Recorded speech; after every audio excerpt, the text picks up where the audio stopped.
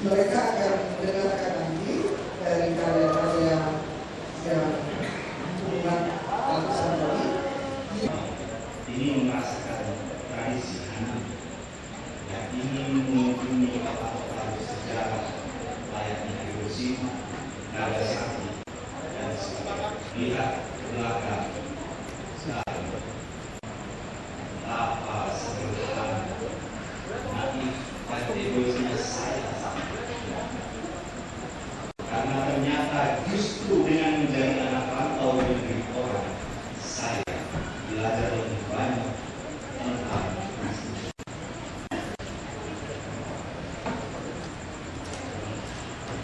di kampus. Saya bertemu dengan banyak mahasiswa pembagian dari negara kesatuan Republik Indonesia. Reaksi pertama saya adalah terkejut karena tidak menyangka anggota saya. Dan dia bertanya, apakah itu coat of arms negara Indonesia, ekor dan 45 bulu dada yang dimilikinya. Juga perisai Pancasila dan pita bertuliskan Bhinneka Tunggal Ika yang dicengkamnya. Sylvia Finland kemudian berkata, ia tidak tahu bahwa Indonesia ternyata adalah negara yang dibangun di atas filosofi yang sangat kuat, dan bahwa para pendiri bangsa memiliki visi yang sangat besar untuk negeri ini.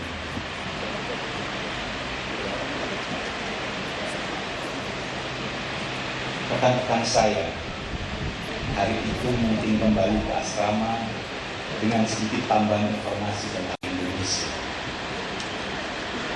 Namun saya kembali dengan suatu percikan api yang memenuhi relung hati. Maka saya kembali ke asrama dan melakukan riset besar-besaran melalui internet, mengingat kembali sejarah, mencari tahu tentang berbagai upacara adat dan kesenian Indonesia dan fakta-fakta yang sebelumnya terlewat begitu saja. Pemerintahannya, saya jatuh cinta, saya jatuh cinta.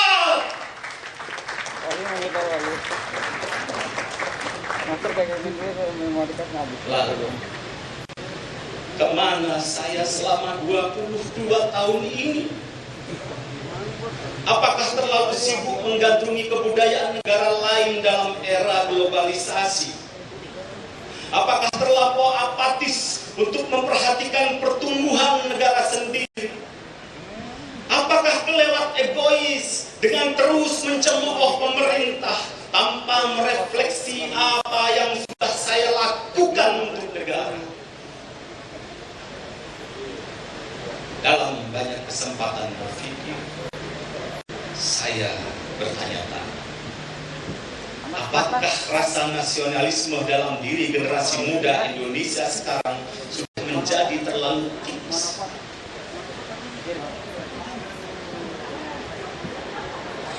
Ya, selamat malam.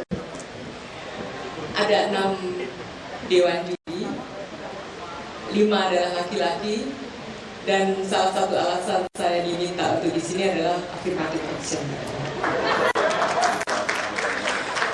Baik, saya pikir saya cukup beruntung karena 3 tahun berturut-turut ditodong oleh Mbak Mardian Kamim dan kawan-kawan dari Tempo Institute untuk menjadi dewan juri di lomba esai mahasiswa se-Indonesia.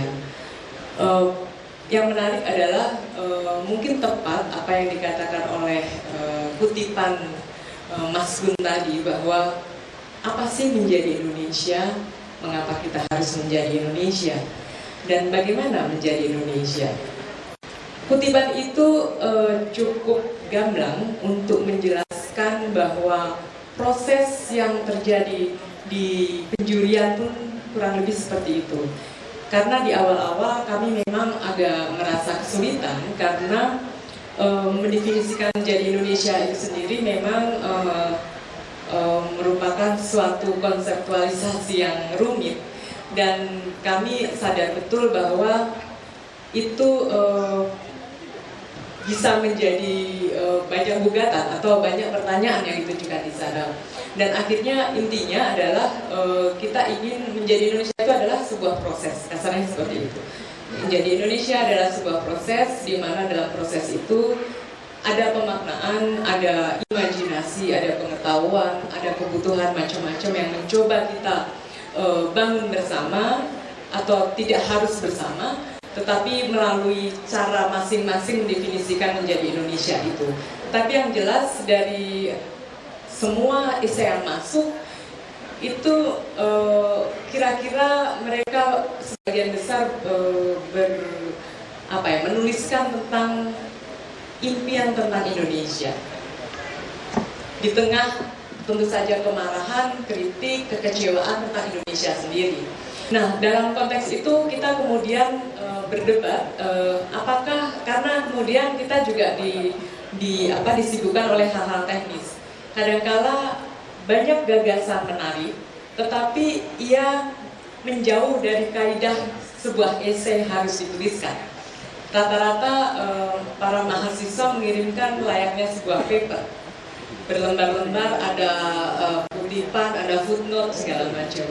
Terus kemudian juri pun berdebat karena kadangkala hal-hal yang teknis itu di dalamnya memuat substansi yang sebetulnya gagasan-gagasan segar yang menarik. Gitu.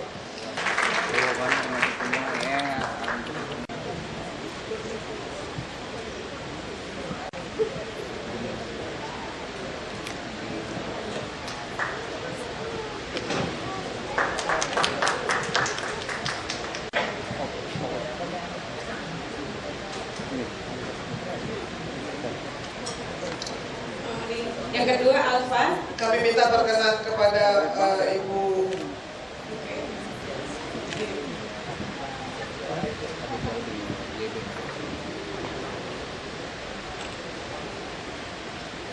minta perkenan Ibu Kartini Syahril untuk menyerahkan hadiah.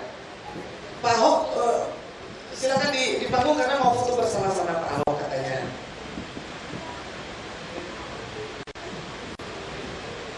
Ibu Kartini Syahril silakan.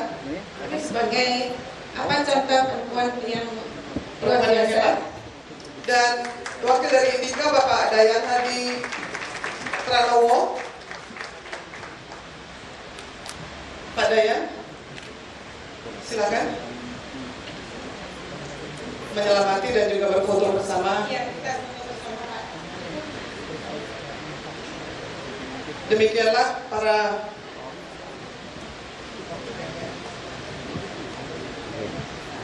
dan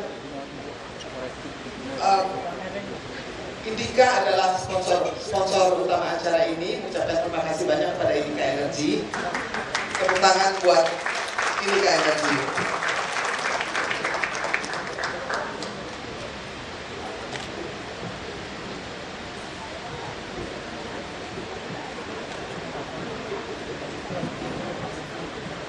Ternyata kalau jadi artis sih ya Pak ya.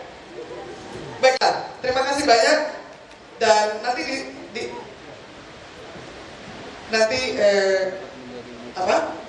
akan diluncurkan buku setelah ini Pak Ahok. Terima kasih banyak atas waktunya Bu Kartini dan Pak Dayan Hadi Pranowo.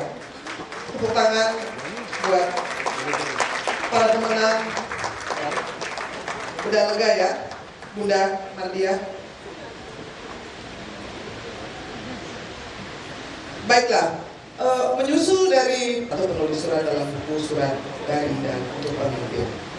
Malam ini edisi kedua dari Surat Dari dan Untuk Pemimpin akan kami luncurkan ditandai dengan pembacaan surat. Tepuk tangan untuk Eyang Titi Puspa yang sudah hadir di tengah kita pada malam ini. Silakan, kalau nggak salah mic-nya biar standing.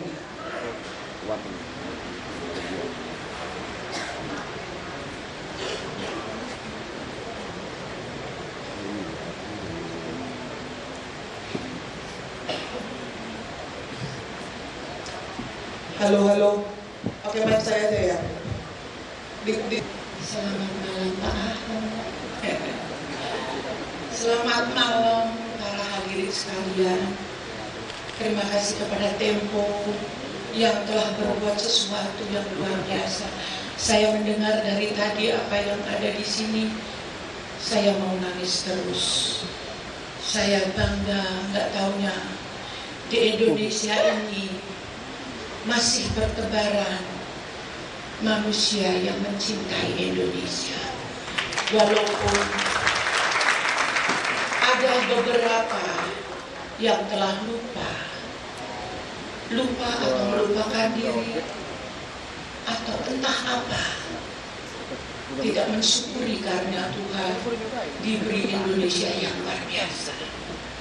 Dan juga saya berbangga kepada anak-anak muda. Hanya kepada Mulana saya titipkan cicit-cicit saya nanti. Bagaimana Indonesia supaya menjadi bangsa yang besar, bangsa yang pandai tapi bijaksana. Saya kalau dibilang dari pemimpin untuk memimpin, saya bukan pemimpin, saya orang biasa yang sangat bodoh dibanding apalagi dengan anak-anak adik-adik yang dari seluruh Indonesia, dari fakultas Tempo. Pokoknya Tempo mengadakan itu deh pokoknya. Saya mendengarkan itu terenyuh bangga. Saya percaya Anda memang bisa. Surat Eyang kepada cucu-cucunya. Cucu-cucuku sayang, Eyang ingin sedikit berbagi tentang pengalaman selama ini. Setiap kali berkarya, Eyang selalu ingin mewujudkan apa yang dikatakan dalam lagu Indonesia Raya, yakni bangunlah jiwanya, bangunlah badannya. Kumpulkan semangat untuk semua yang ada di sekitar kita. Sampai kini di usia 76 tahun, tak pernah Eyang lelah menyampaikan pesan ini. Meskipun mungkin pesan ini hanya sampai di hati 1 dari 1000 orang. Kualitas anak-anak muda Indonesia saat ini amatlah bagus. Kalian bisa melakukan apa saja yang kalian mau. Kalian bisa melihat jutaan warna, merasakan jutaan rasa. Tinggal kuatkan hati dan tekad. Jadilah apa yang kalian mau dan lakukan yang terbaik. Tuhan memberkati dan akan membimbing kalian. Saya ulang Pak Ahok, yang ingin negara ini serius memikirkan berdirinya sebuah pusat kebudayaan di Jakarta, di ibu kota, sebuah asrama pendidikan kesenian untuk anak-anak berbakat, terutama yang tidak mampu. Karena anak yang tidak mampu, dia tidak bisa melaksanakan apapun juga. Semua tergantung pada uang. Hanyalah kita yang bisa mengulurkan tangan mengajak mereka untuk bisa menjadi manusia yang berguna dan bermartabat. Harus dibangun secara sungguh-sungguh. Eyang bersedia dengan sepenuh hati berbakti mengabdi untuk pusat kesenian semacam ini jika nanti ada. Tidak perlu pakai bayaran. Tanda cinta terima kasih saya kepada negara dan bangsa dan para leluhur yang telah memberikan hidup saya sampai sekarang. Itu mimpi Eyang di akhir usia. Jangan pernah lupa, Tuhan menciptakan manusia untuk kedamaian seluruh umat manusia. Cintailah sesama dengan tulus dan ikhlas, agar iri, dengki, keji takkan lagi bertunas. Maka cintailah cinta. Salam cinta dan doa dari Eyang. Matur nuwun.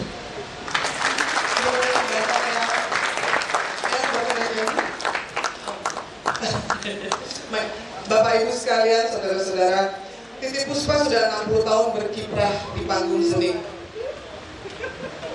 Dan sebagaimana dirinya, karya-karyanya juga melegenda.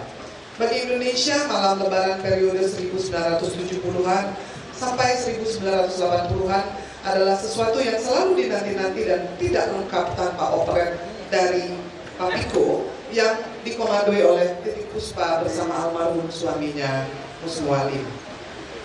Begitu terdengar liriknya gimana ya? Mana senyuman. Hello, oh apa kabar? Sudah lama tak berjumpa. Hati rindu menanti kau. Oh kasihku, oh sayang. Mana senyumanmu? Mana tawa-tertawamu? Mana cium-ciumanmu? Lagi, aduh sadar. Tepuk tangan. Itu adalah sebuah lagu yang mungkin kita semua masih ingat ya, program itu. Dan begitu terkenalnya Titiek Puspa sehingga orang bisa lupa bahwa ada perjuangan panjang yang sudah diceritakan, dan beliau tanggal 1 November berusia 76 tahun. Tepuk tangan buat yang penting, dan kita dengarkan suara legendarisnya. Silakan ya. Maka cintalah cinta, dan inilah alangkah indahnya bila kita jatuh cinta. Mas, jatuh cinta dulu. Oke, mari kita saling jatuh cinta untuk membangun negeri ini dengan cinta. Anak-anak muda, I love you. I'm proud of you. Bravo.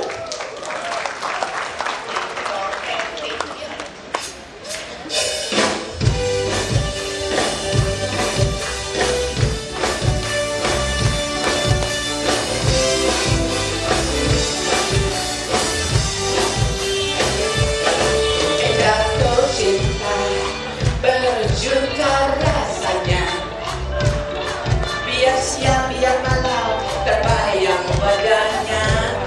Oh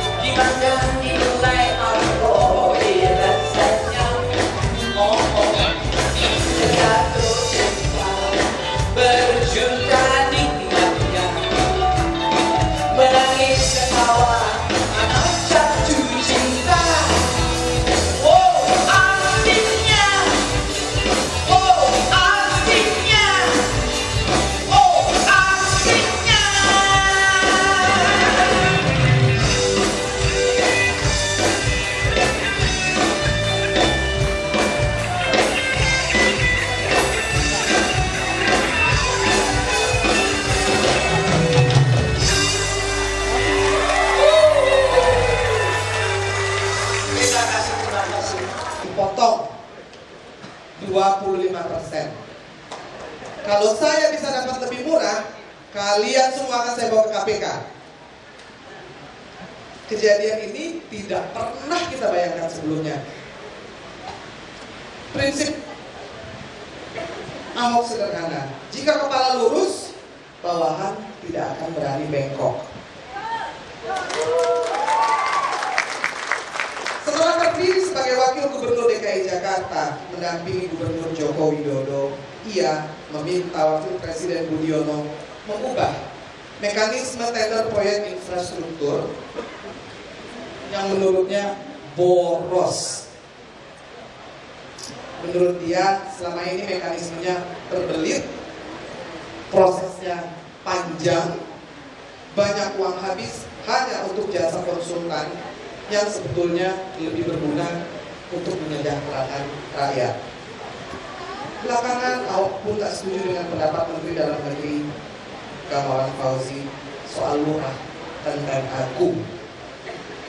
Susan Jasmine Sukifli yang ditolak keluarga berdasarkan agama, mengusiknya, ini negara Pancasila. Pemilihan pejabat bukan ditentukan oleh orang yang menolak atau tidak menolak. Demikian kata Ahok yang dikutip oleh Tempo.co. Dengan penuh hormat, dengan penuh kebanggaan, kita sambut ke atas panggung Bapak Basuki Cahaya Purnama. Nama kesayangannya adalah Ahok. Silakan Bapak.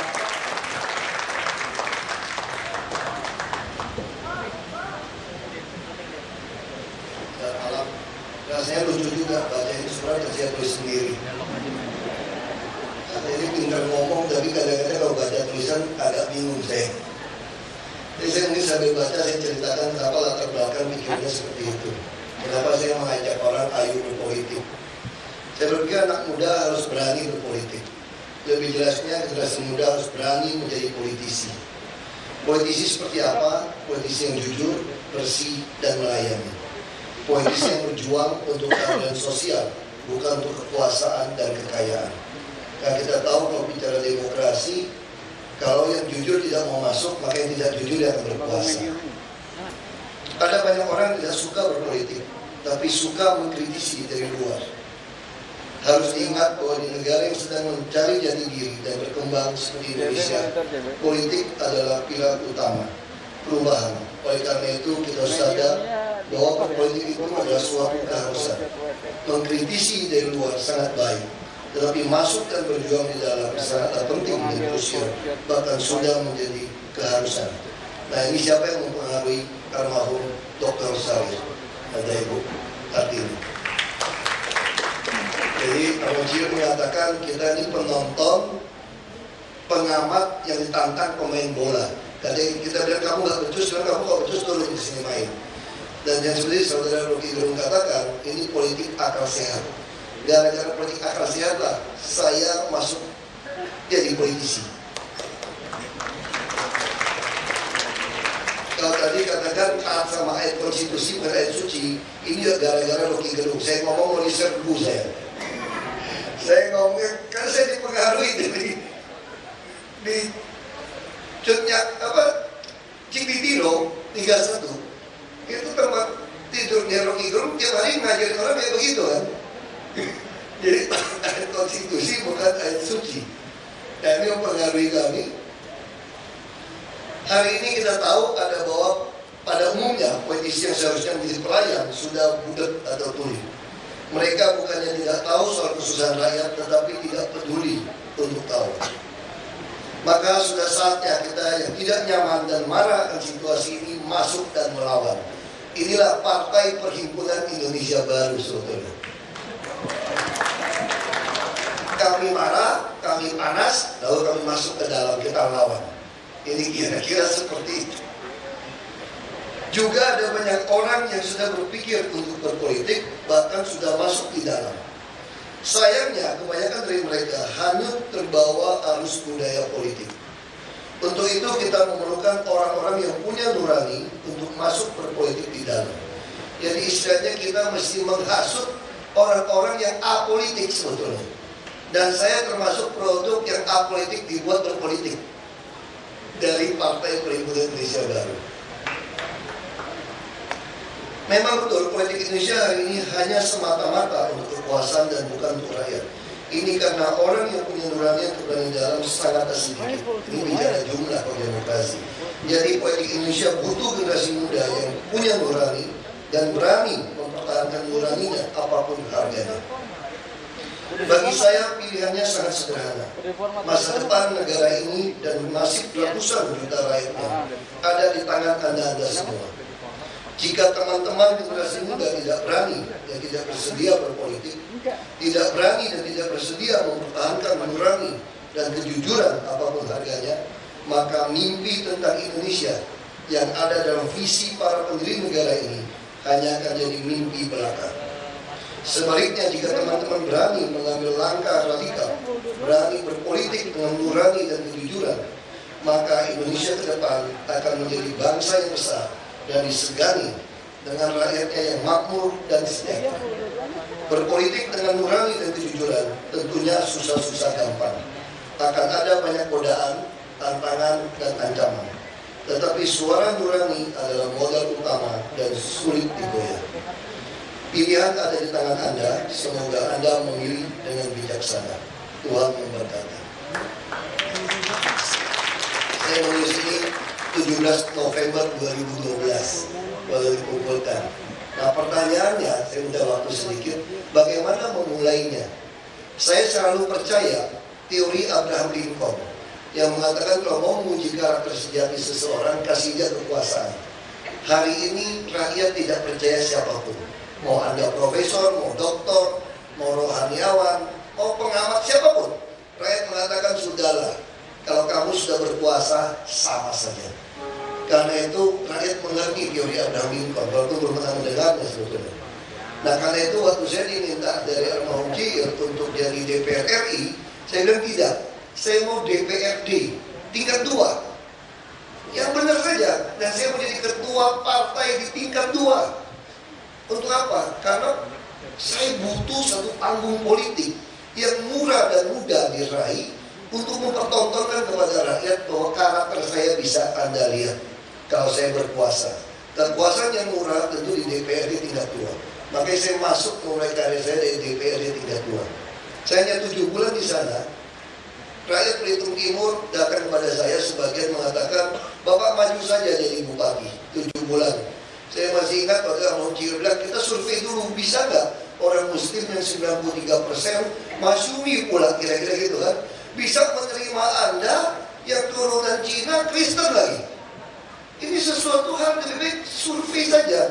Saya tanya surveinya mau berapa? Ya mungkin bisa 500 juta juga, bisa orang turun berkali-kali. Lebih baik saya langsung saja, tidak ada errornya, langsung ikut saja. Terus saya balik bilang, nanti kok kamu malu? Gak apa-apa lah, malu saya sendiri, kira-kira gitu. Tapi surveinya jadi akurat. Dan ternyata politik akal sehat yang saya tanamkan waktu kampanye DPRD tingkat 2 itu mulai bekerja. Mereka mulai melihat, pertama tidak memilih saya karena tidak mau kasih uang, tidak mau menyogok, hanya mendidik orang pilih yang jujur, ya tidak laku. Saya jadi DPRD hanya dipilih 92 orang sebetulnya. Karena kursi sisa, jadilah saya jadi anggota DPRD tingkat 2. Jadi ketika saya jadi anggota DPRD tingkat 2, mereka melihat saya berbeda. Saya jadi bupati, tidak ada kampanye, tidak ada baju kaos, tidak ada uang, dan tidak ada jadwal. Saya hanya di rumah saja membagikan nomor handphone, terpilihlah saya jadi bupati di Belitung Timur.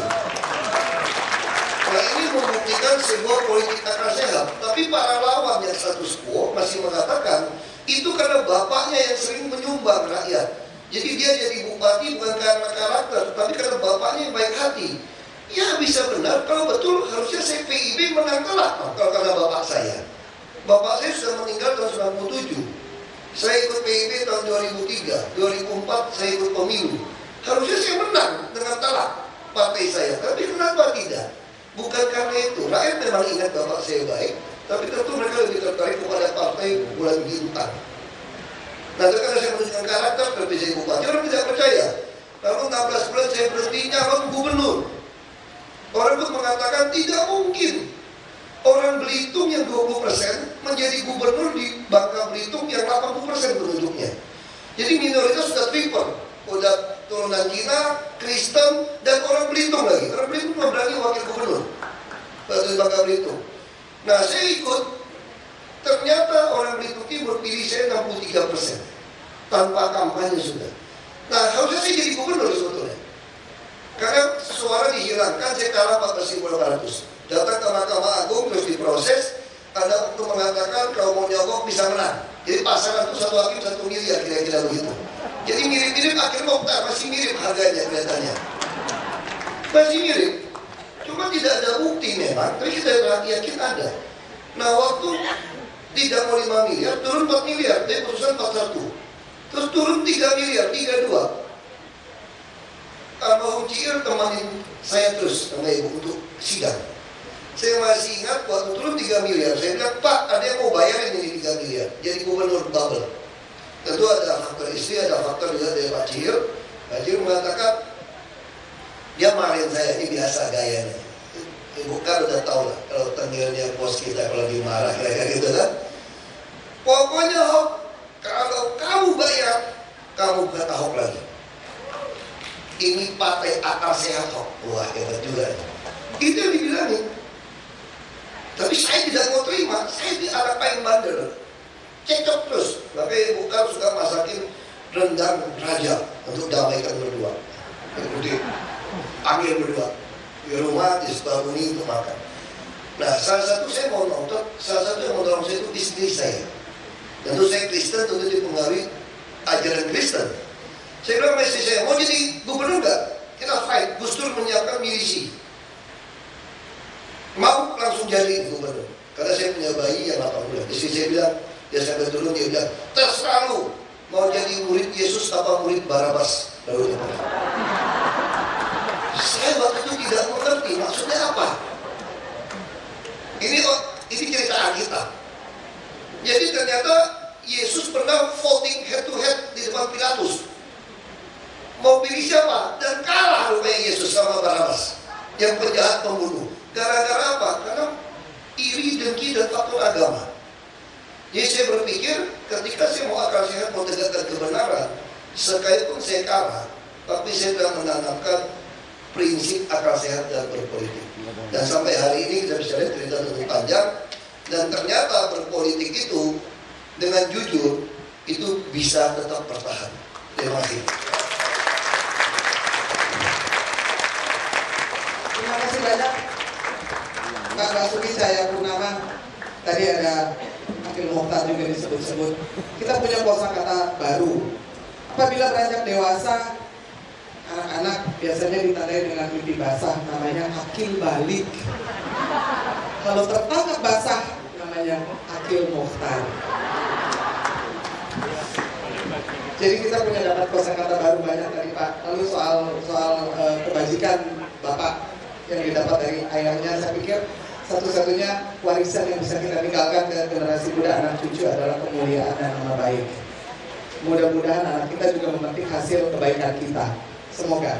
Baiklah, demikianlah tadi puncaknya adalah bukan pidato tadi ya Pak ya, sambutan dari Pak Basuki Cahayapurnama dan malam penganugerahan menjadi Indonesia ini. Kita berharap semoga semua ini menjadi bagian dari cicilan, bukan cicilan hutang, cicilan kita terus menerus menumbuhkan Indonesia ke arah yang lebih baik. Semoga terus ada banyak pemuda yang terus optimis berkarya untuk Indonesia. Dan saya mewakili Tempo Institute mengucapkan banyak terima kasih kepada pihak yang mendukung acara ini. Mitra utama Indika Energy, tepuk tangan untuk Indika Energy, Ismet, Pak Atma Kusuma, Ibu Titi Puspa, Ibu Amanda Katili, Ananda Sukarlan, ada sahabat saya Tony Wenas. Panggil dong. Iya, Ibu Dani Jaleswari. Karena saya juga ada tulisannya, jadi saya boleh ikut berfoto.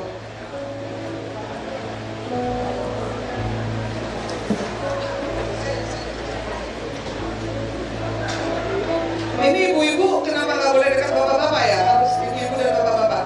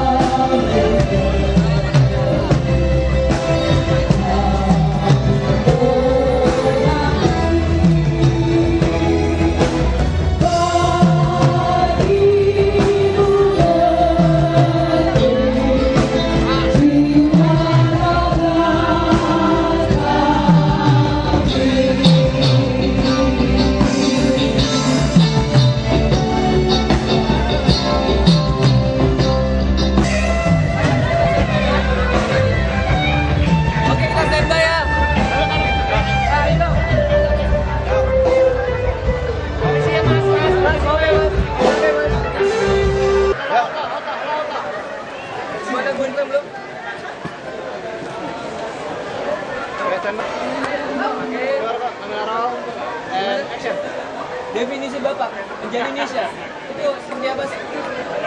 Menjadi Indonesia ya harus bisa mewujudkan keadilan sosial. Itu aja sih. Oke. Pendapat Bapak tentang acara ini sendiri seperti apa? Saya kira bagus, terutama mahasiswa-mahasiswa yang dikumpulkan supaya mereka bisa mengerti kita ini terdiri dari tiga rekan dan itu beragam-beragam. Itu masing-masing tulisan saja udah punya ide masing-masing. Ya, acara seperti ini sangat baik, bisa dilakukan. Arti kebinekaan menurut Bapak itu seperti apa sih, Pak? Ya, arti kebinekaan bagi saya yang tidak memandang rendah siapapun yang mau mewujudkan keadilan sosial, itulah Indonesia. Tadi Bapak sempat menyinggung mengapa anak muda itu harus berpolitik. Ya, karena anak muda itu lebih kreatif dan kreatif belum pernah masuk politik. Kalau mereka masuk ke politik, minimal jumlah yang tidak baiknya berkurang. Kapan ke depannya untuk program menjadi Indonesia itu sendiri seperti apa, Pak? Ke depannya? Ya, saya kira itu masuk karya-karya tulis, masuk semua kampus itu sangat menarik. Ya, kita bisa tahu pikiran-pikiran dari para mahasiswa dan juga akan mempengaruhi mahasiswa lain yang pikirannya sempit. Itu ya, Pak. Terima kasih. Makasih Pak Ahok. Ada komunitas